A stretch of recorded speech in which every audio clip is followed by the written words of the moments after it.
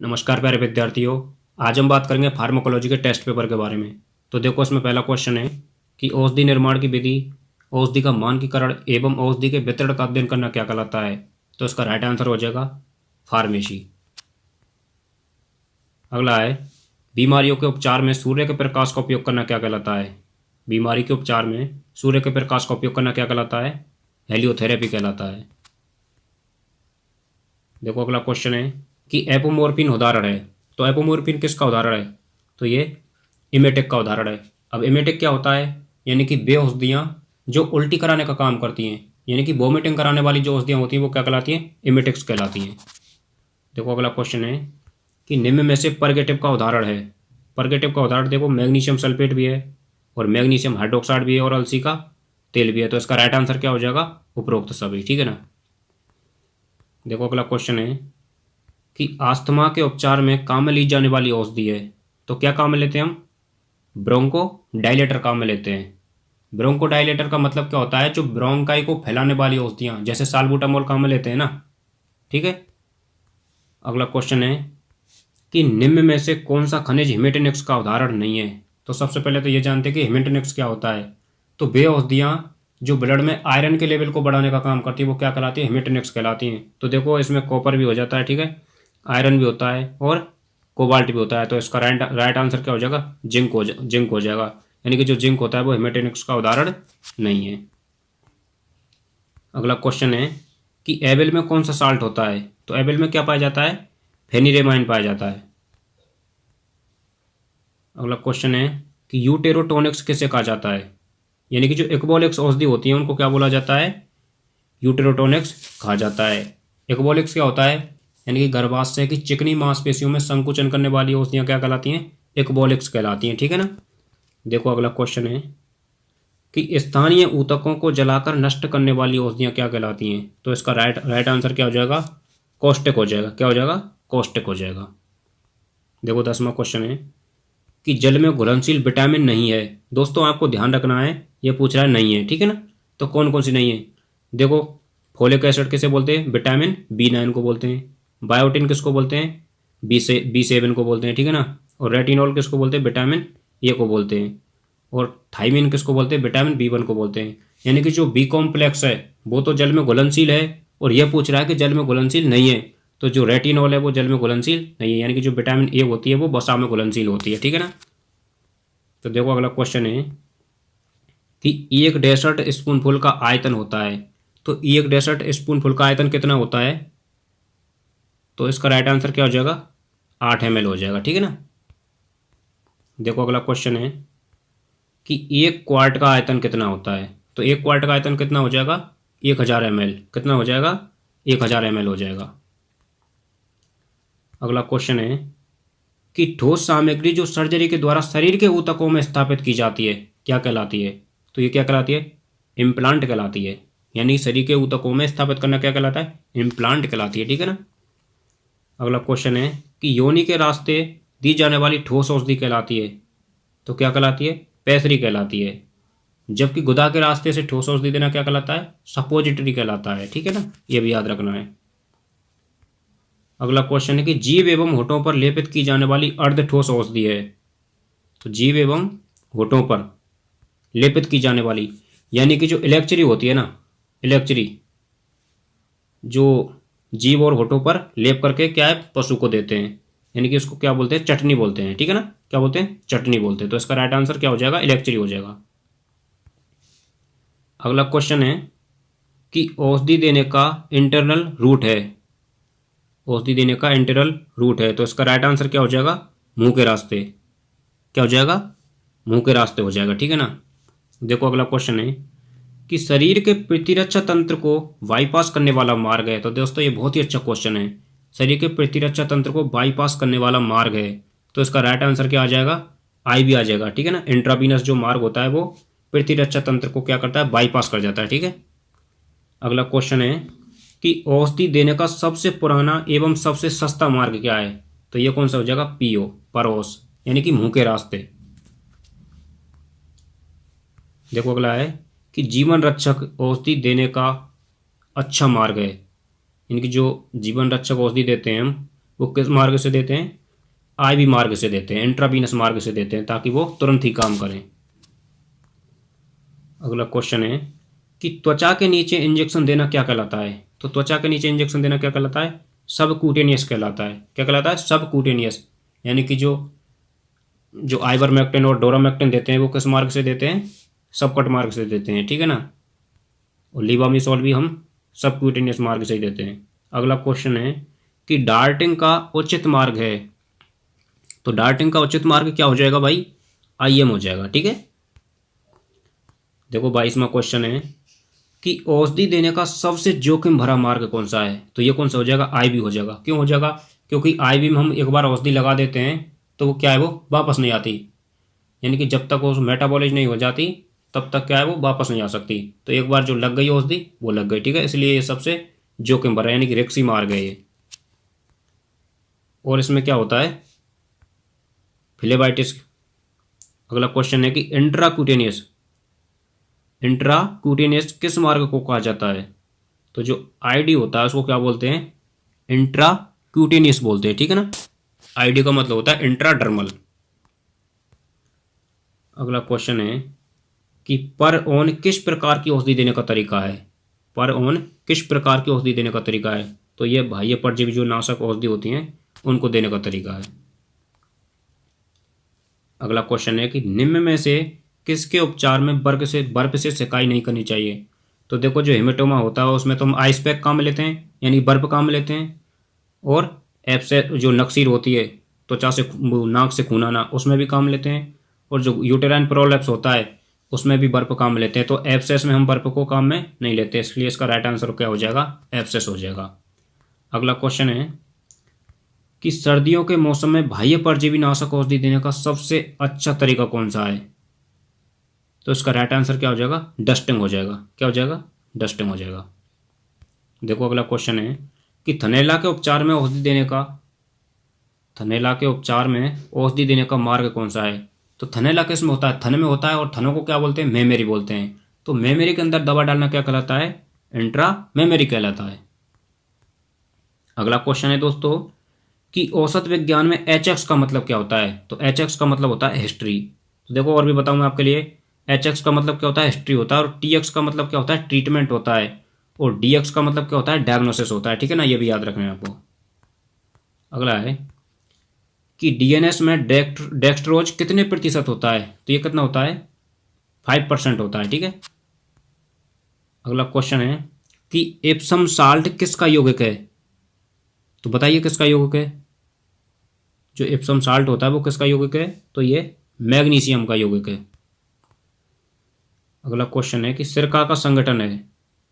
तो देखो सिरका किसको बोलते हैं, एसिटिक अम्ल को बोलते हैं। तो सीधी सी बात है कि जो 5% एसिटिक अम्ल होता है वो सिरका का संगठन है। अगला क्वेश्चन है कि निम्न में से बैक्टीरियोस्टेटिक ड्रग नहीं है। सबसे पहले तो यह बात करते हैं कि बैक्टीरियोस्टेटिक किसे कहते हैं।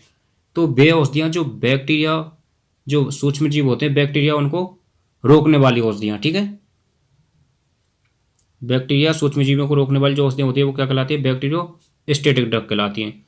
तो कौन सी नहीं है इनमें से, हमको यह देखना है, ठीक है। तो इनमें से जो स्ट्रेप्टोमाइसिन है वो बैक्टीरियोस्टेटिक ड्रग नहीं है। अगला है कि निम्न में से नैरो स्पेक्ट्रम एंटीबैक्टीरियल औषधि है।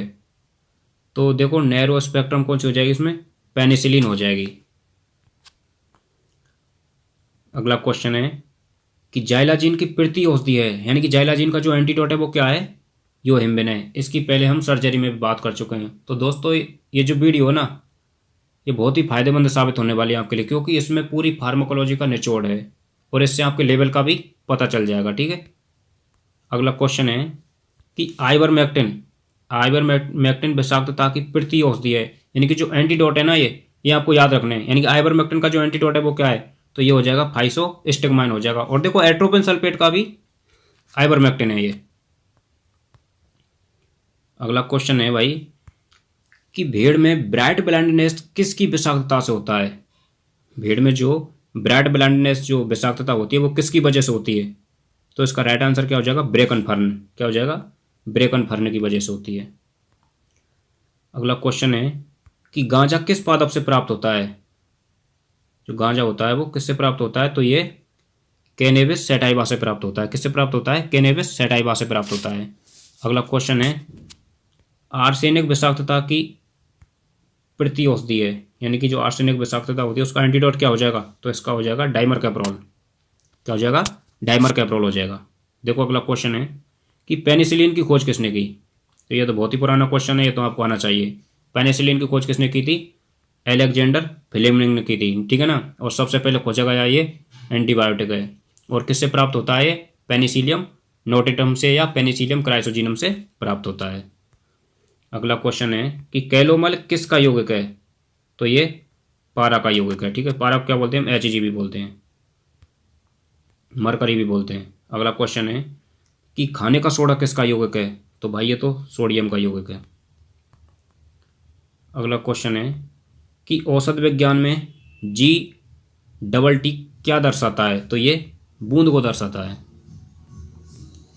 देखो अगला क्वेश्चन है कि उपचार पर्ची का भाग जिसमें यह निर्देश होता है कि औषधि कब एवं किस मार्ग से देनी है, तो वो कौन सा भाग हो जाएगा? सिग्नेचर हो जाएगा। कौन सा हो जाएगा? सिग्नेचर हो जाएगा, ठीक है ना। यानी कि जो सिग्नेचर होता है उसमें यह निर्देश होता है कि जो औषधि है वो कब और किस मार्ग से देनी है, ठीक है ना। जैसे देते हैं ना कि जैसे मान के चलो ओडी और मार्ग लिख देते हैं जैसे IM, ठीक है ना। तो ये हो जाएगा इसका मार्ग। और अगला क्वेश्चन है कि उपचार पर्ची में सोते समय के लिए संक्षिप्त रूप काम में लेते हैं, तो क्या काम में लेते हैं? सोते समय के लिए तो क्या काम लेते हैं? HS काम लेते हैं। अगला क्वेश्चन है कि जलनशील औषधि देने के लिए सबसे उचित मार्ग क्या है? तो बहुत ही अच्छा क्वेश्चन है ये। यानी कि जलनशील औषधि देने का सबसे अच्छा मार्ग कौन सा हो जाएगा? IV मार्ग हो जाएगा। क्यों हो जाएगा? क्योंकि IV मार्ग में जो तंत्रिकाओं की जो आपूर्ति होती है वो कम होती है, ठीक है। इसलिए जो जलनशील दवा होती है उनको किस मार्ग से देना चाहिए? IV मार्ग से देना चाहिए। अगला क्वेश्चन है कि ड्रेंचिंग निमोनिया का खतरा किस मार्ग से देने पर होता है? तो ड्रेंचिंग निमोनिया का खतरा किससे होता है?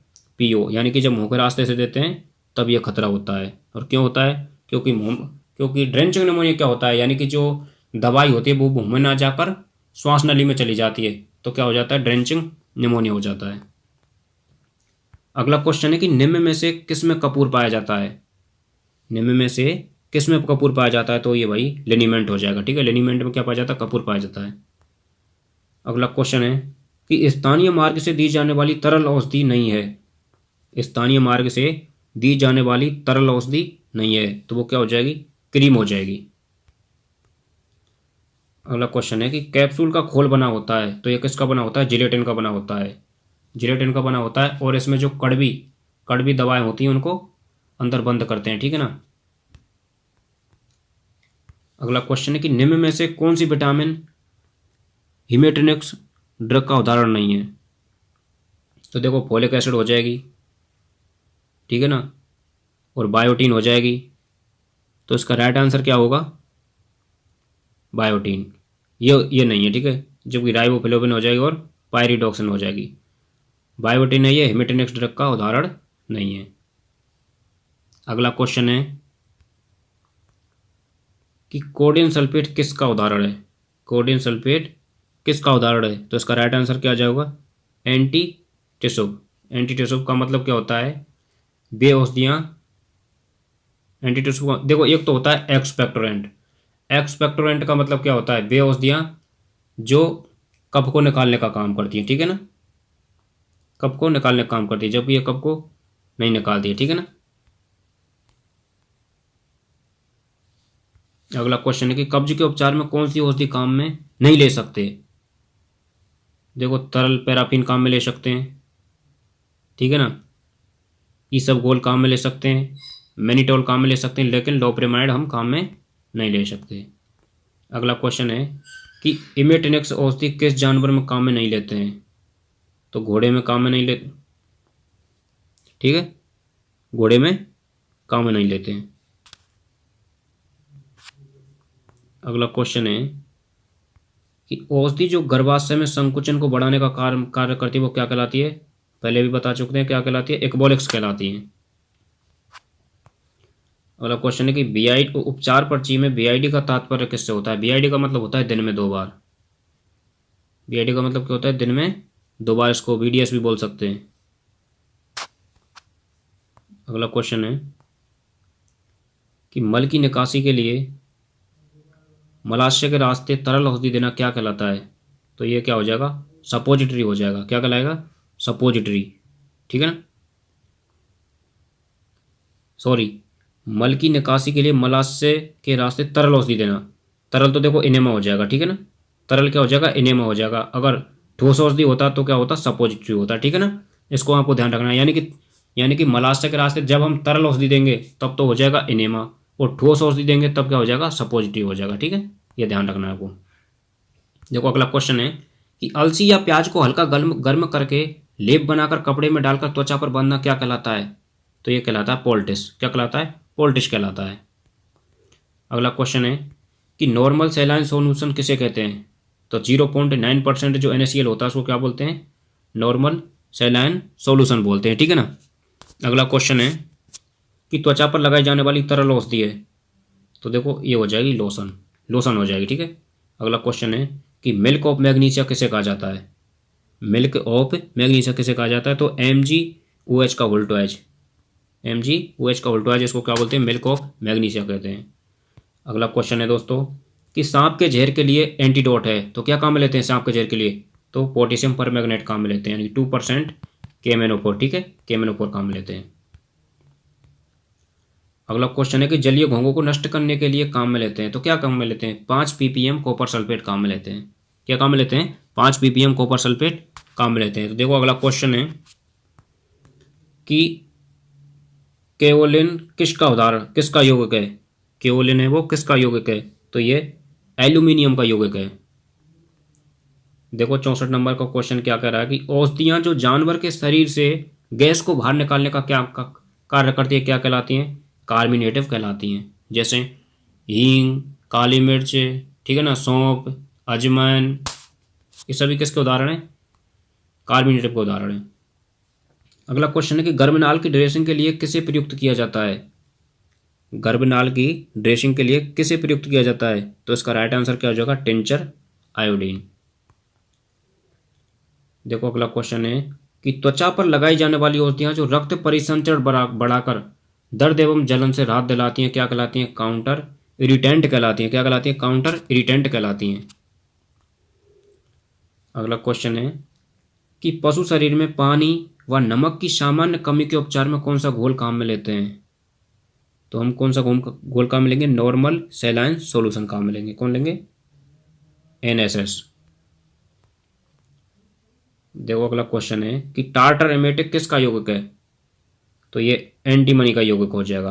किसका हो जाएगा, एंटीमनी का हो जाएगा। अगला है नौसादर किसका यौगिक है, तो ये अमोनियम का यौगिक है। अगला है औषधि का अल्कोहल में निर्मित सुगंधित एवं मीठा घोल क्या कहलाता है। तो ये क्या कहलाता है, एलेक्जेर कहलाता है। देखो अगला क्वेश्चन है कि औषधि जो जीवाणुओं में DNA संश्लेषण को रोकती है क्या कहलाती है भाई, कौन सी है वो, जो DNA संश्लेषण को रोकती है वो कौन सी है, एंड्रोफ्लोक्सेसिन। कौन सी हो जाएगी, एंड्रोफ्लोक्सेसिन हो जाएगी। अगला है कि जीवाणुओं में फोलिक एसिड संश्लेषण को रोकने का कार्य कौन सी करती है, तो ये सल्फर ड्रग हो जाएगी। ठीक है ना, सल्फर ड्रग होती है वो फोलिक एसिड के संश्लेषण को रोक देती है। अगला क्वेश्चन है कि उपचार पर्ची में SOS का मतलब क्या होता है। SOS का मतलब ये होता है कि जब जरूरत हो, जब जरूरत हो। देखो अगला क्वेश्चन क्या करा है कि प्राणी शरीर द्वारा, ये बहुत ही अच्छा क्वेश्चन है। ठीक है ना, ये जो अभी LA से एग्जाम हुआ था उसमें पूछा गया था कि प्राणी शरीर द्वारा औषधियों पर किया गया कार्य, जैसे अवशोषण, वितरण, उपापचय एवं उत्सर्जन, तो क्या कहलाता है, यह कहलाता है फार्मेकोकाइनेटिक्स। क्या कहलाता है, फार्मेकोकाइनेटिक्स कहलाता है। यानी कि प्राणी शरीर द्वारा औषधि पर किया गया कार्य, प्राणी शरीर द्वारा औषधि पर किया गया कार्य जैसे अवशोषण, वितरण, उपापचय एवं उत्सर्जन क्या कहलाता है, फार्मेकोकाइनेटिक्स कहलाता है। अगला क्वेश्चन है, और देखो एक होता है फार्मेकोडायनेमिक्स। फार्मेकोडायनेमिक्स किसे कहते हैं, तो फार्मेकोडायनेमिक्स उसे कहते हैं यानी कि औषधि द्वारा जानवर के शरीर पर किया गया कार्य, जैसे कि पैरासीटामोल है, पैरासीटामोल का कार्य क्या होता है, दर्द, सूजन एवं बुखार को कम करना। यानी कि फार्माकोडायनेमिक्स में क्या होगा कि औषधि जानवर के शरीर पर कार्य करेगी। ठीक है। अब देखो अगला क्वेश्चन है कि औषध निर्माण में प्रयुक्त माप तोल का अध्ययन क्या कहलाता है। तो इसमें तो कोई बड़ी बात नहीं, क्या कहलाता है, मेट्रोलॉजी कहलाता है। अगला क्वेश्चन है कि एक बूंद का आयतन कितना होता है। तो 0.05 ml कितना होता है, 0.05 ml। देखो अगला क्वेश्चन है कि उपचार पर्ची का मुख्य भाग जिसमें औषधि का नाम एवं मात्रा लिखी होती है वह क्या कहलाता है, इंस्क्रिप्शन कहलाता है। क्या कहलाता है, इंस्क्रिप्शन कहलाता है। देखो अगला क्वेश्चन है कि तेल, एल्कोहल या साबुन में निर्मित तरल औषधि जो ऐच और त्वचा पर लगाई जाती है वो क्या कहलाती है, लिनीमेंट कहलाती है। क्या कहलाती है, लिनीमेंट कहलाती है। देखो अगला क्वेश्चन है कि लोशन का प्रभाव होता है, सुखदायक भी होता है, ठंडक भी प्रदान करता है और सुरक्षा भी प्रदान करता है। तो इसका राइट आंसर क्या हो जाएगा, उपरोक्त सभी हो जाएगा। ठीक है। देखो अगला क्वेश्चन है कि वाष्पशील पदार्थों का एल्कोहल में घोल क्या कहलाता है। वाष्पशील पदार्थों का एल्कोहल में घोल क्या कहलाता है, स्प्राइट कहलाता है। ठीक है दोस्तों, तो ये अपने 80 क्वेश्चन कंप्लीट हुए। दोस्तों अपना लेवल जांच लेना और कमेंट करके बताना कि आपने कितने क्वेश्चन सही हुए हैं ईमानदारी। ठीक है ना। तो देखो बहुत ही अच्छे क्वेश्चन आंसर हैं। वीडियो को पूरा देखना, एक बार नहीं 2 बार देखना है। ठीक है। जब तक याद ना हो जाए तब तक देखना है।